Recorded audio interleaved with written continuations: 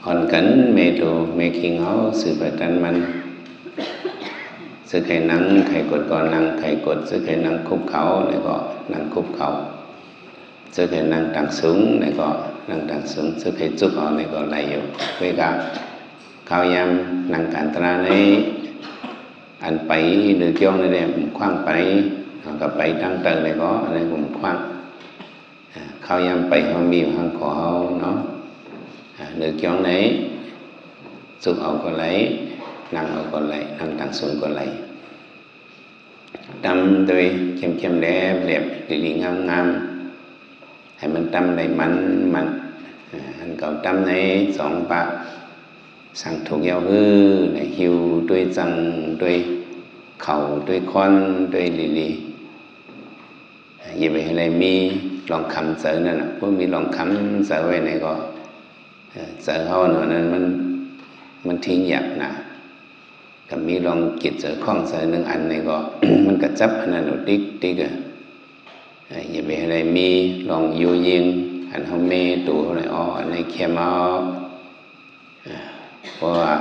เมเอาเนี่ยก็สุดอันเนี้ยเอาแต่ทิ้งตัวเขากายยิงตรีเอาแต่ทิ้งมันซึ่งคือหลานเนี่ยตัวเขาซึ่งตัวมันพระเป็นเจ้าย่อเนี่ยก็เหมือนซึ่งเขาปวดผากแขนหัวเขานั่นเขาปวดแขนหัวไว้เขาดำกองอ้อยไผ่นาเขานั่น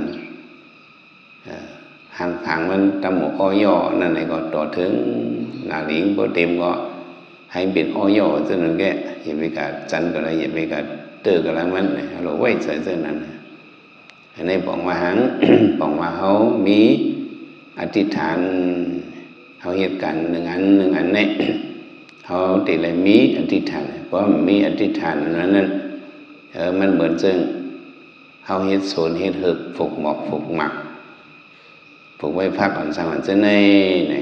ฝึกตานนี้เข้มตานนี้เกลียวเพราะมีโซนในโซนนั้นเพราะมีโห่มันไหลโซนนั้นมีโห่นั่นเลยได้วงเขาก็ควายเต่าก็โกนเก่ามันได้เลยรู้แล้วนั่นน่ะวัวเขาควายเต่าโกนเก่าก็โซนเขาเขาฝึกไว้เท่านั้นมันรู้แล้วเลยง่ายๆว่ะน้ำเฮ็ดการตนาก็มันนั่นน่ะเพราะเขามีอธิษฐานเขาเฮ็ดเหรียญโฮมันไว้ในก็การเท่านั้นมันสังปุดปังรู้แล้วเลยง่ายๆเอาก็นั่นแหละอธิษฐานนะปารมีนี่ก็ติเลยมีเขาเฮ็ดการตราเนี่ยติเลยว่าเอาปารมีเนี่ยสอนโดยปารมี10เปิงเนี่ยมันเข้าบ้านนั่นเองบ่นเขาอ่ะทำให้เห็นการอธิษฐานปารมีอธิษฐานปารมีเนี่ยมันจะเขาล้อมโห่เอาไว้กาขิงข้าวยำไปทนไปเต็มนั้นก็เลยสืบเหตุการตรากว่าเนี่ยในแบบอธิษฐานเขาจนเสร็จเขาได้ก็มันได้ใครยุบเป็ดได้ใครลูกเป็ดได้ใครพื้นเป็ดหนึ่งเป็ดติ๊กอธิษฐานก็มีมันอธิษฐานก็รู้เนี่ยอธิษฐานไว้มันก็มันตื้อเข้มเรียบกว่าอย่างเป็นส่วนสุดก็ว่าเขาให้การตราในเนี่ยเขาได้เลยมีอธิษฐานความรักมักมันเขามีความรักมักมันพอมีความรักมักมันเอาเนี่ยสมัยอย่างเยือนกันขันทีได้เลยมีขันทีเที่ยงขึ้นไหมก็นี่การตรานั้นกำพองพออยู่นอกในตัวได้ก็กันนั่งไว้เท่านั้นได้มันจังกับเจ็บกันละมันจะนาทีขันดาสมาทุกขะตั้งทุกขะอันใหญ่เสียตัวเขาเนี่ยมีอันเลวะนาทีขันดาสมาทุกขะตั้งทุกขะอันใหญ่ลงเสียตัวเขาเนี่ยมีอันเลวะพระบิณฑบาตตึงหัวว่าตัวขันธานี้มันเดินเป็นตัวอยู่หยับขันใจตุกหยับขันใจนั่นน่ะตีน่ะธรรมสัจจะก็หัวซึ่งนั่นน่ะสังเกตดีนะไปสู่ปัญญาณขันธะทุกขะหุบมันขันธะ5หูตัวใส่ทั้งสองนี่เป็นทุกขะเป็นทุกขะเนี่ยพระบิณฑบาตตึงหัวซึ่งน่ะเขามานั่งนิ่มๆตัวไหนก็ทุกขะวินานั้นมันปอกมา thì lại mỹ yên cấn khẩn thị thì lại mỹ lòng mỹ khẩn thị ta thì lại mỹ thích thản mỹ ở yên cấn khẩn thị thì lại mỹ lòng yên cấn lòng yên gọiเป็นkhẩn thị ta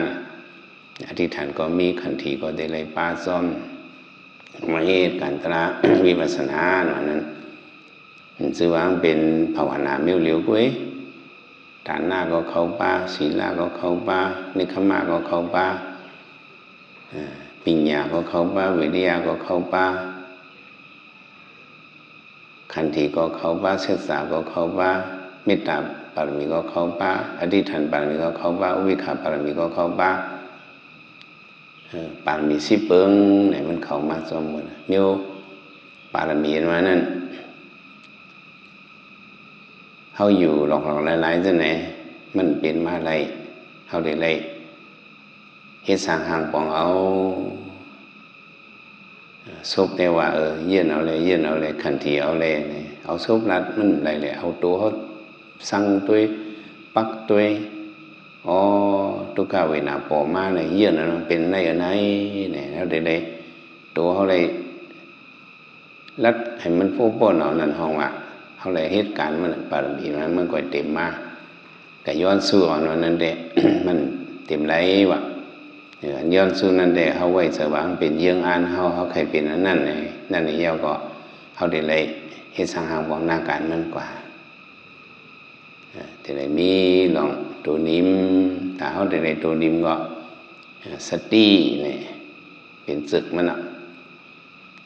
เขาเหตุการณ์ตระเนี่ยก็สติปัฏฐานเนี่ยตึ้นอ่อนป้าเนี่ยสติปัฏฐานสี่ป้าน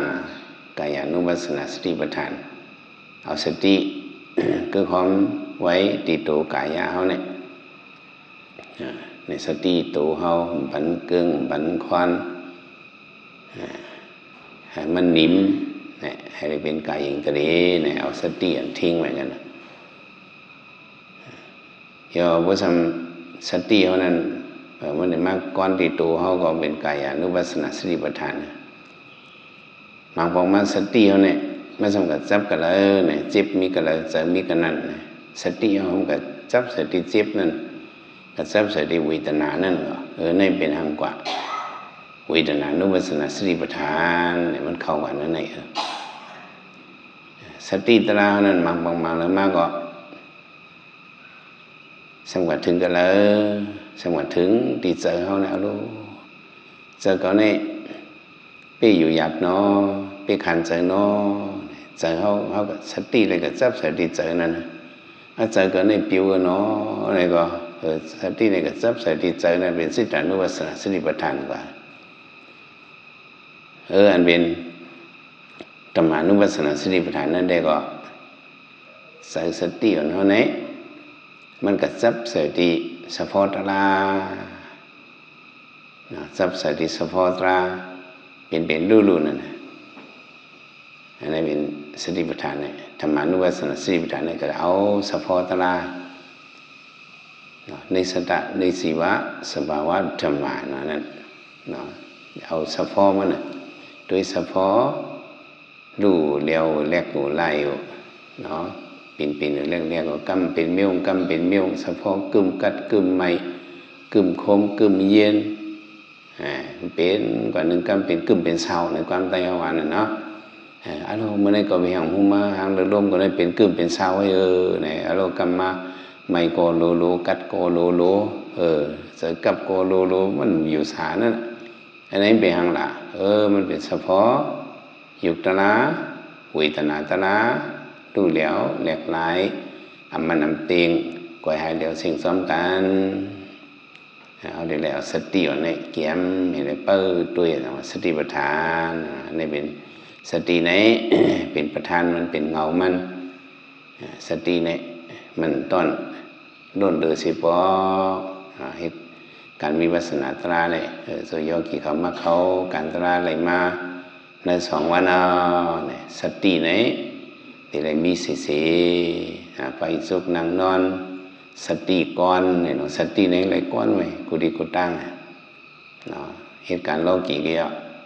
เหตุการณ์โลกุตระเกี่ยวว่าสติหลุดกับอินเนี่ยก็พิษเปิงหมดการโลกีเกี่ยวหัวรถหัวก้างเกี่ยวว่าสติเปิงกว่าอินเนี่ยก็ก้างก็ออกตั้งนอกไว้ไปลงโคอะไรกับเกี่ยวสติมันจับตีนมันเนี่ยก็ประหลาดโคอะไรก็ปึกซาปึกเลยก็ตกข้าหาเหตุการณ์ตราเนี่ยก็สติเนี่ยอยู่ในประมาณดุดตีเลยดันไปก็จอมตีใจเขานั่นมันเป็นเมื่อพงเมื่อผิวเนี่ยก็ขึ้นเอาสติให้เหลียวมันขึ้นสติขึ้นเอามันมากขึ้นมาไว้ขึ้นลมเขาลมออกป้อมไปป่อหังที่ในตัวเขาไปหันอีสังก็ไปมาเนี่ยก็เอาลมเขาลมออกที่ติ๊กเข้าให้ก็ลูกกว่าขึ้นเว้นออกมาออกให้ก็ลูกกว่าขึ้นเว้นเข้าให้ก็ลูกกว่าขึ้นเว้นออกให้ก็ลูกเนี่ยนี่เข้าออกมันเป็นเล็กลายเป็นลู่ๆล่ะผมบอกไว้ใส่ตัวก็มีสติเลยสติในเป็นเปิงลงมันออกไปจุกนั่งนอนสติก่อนปนพรตาไหลมักเนี่ยตาได้ไหลมักผลนิพพานตรานั่นเนี่ยพอเริ่มตัวเริ่มชิงเด้มันสิเบี้ยวได้ไหลตาลาแต่เลยมีสติอ่อนตัวหันสะพอเป็นลู่ๆตัวหันไปด้วยว่าหันน้ำแทงน้ำแทงสอดร้อนดังโดดังคิงหาย่อหันแทงดอกบ่จุดจานลงว่าโลบ่มใครหาเนาะสติอ่อนตัวไว้ก็มันจะได้เพียบนะหันเป็นลู่ขัดปุดสุดเสียงกว่านั่นแหละมันไปหอถึงตีถึงตั้งมันก็เงาขามปืนมาไหนอย่างละเฮาเฮ็ดการตราในอันเลยเป็นเปิงคึกใหญ่เปิ้นสติตราเนี่ยเป็นเปิงคึกใหญ่สิเปิ้นสติเนี่ยเศรษฐศิกสติตรานั่นแต่ได้มีกูเขียงกูเข้าสติโตเฮาเป็นกายานุปัสสนาสติปัฏฐานสติจิบกลขึ้นนิดหนาสติที่เนื้อเวทนาปอเป็นมาเป็นเวทนานุปัสสนาสติปัฏฐานสติหูใจเขาในเตียนไว้ในใจเขาในนิมือในใจเขาในพงผิวในสติหูจอมใจนั้นในเป็นสิทธานุปัสสนาสติปัฏฐานสติของเขาในก็หูจอมสะพอมันแก่ตัวตัวเนี่ยก็หันตัวหันในสะพอตัวนั้นมีสารพิษสารป้อนมนยับแต่ลมแต่เหลี่ยมฟงลิดแต่ลิดเกียนจิตเกียนจดตัวสะพออันนั้นในเว้นธรรมานุปัสสนาสติปัฏฐานเฮาโลเฮ็ดการมันเนี่ยก็เฮาโลฮู้ลองมันให้เปิงลงมันได้อันโยกีเขาได้ก็ติเลยเจ็บซึ่งนั้นได้โลเจ็บปิสุปันปอมาซึ่งก็ตัวที่ก็อันเราปอมาก็ตัวให้มันเปลี่ยนก็ให้มันลูกก็หันดอกนั่นแกnhiều lỡ còn mình cơm này học bơ tôi mình hừng mình để hù ma này dần mình dần ấy do kiểuเขาanh cần quay tôi niệm xìm nhà này đấy xịp nhạc càn tra hữu cả thiền sĩ cầm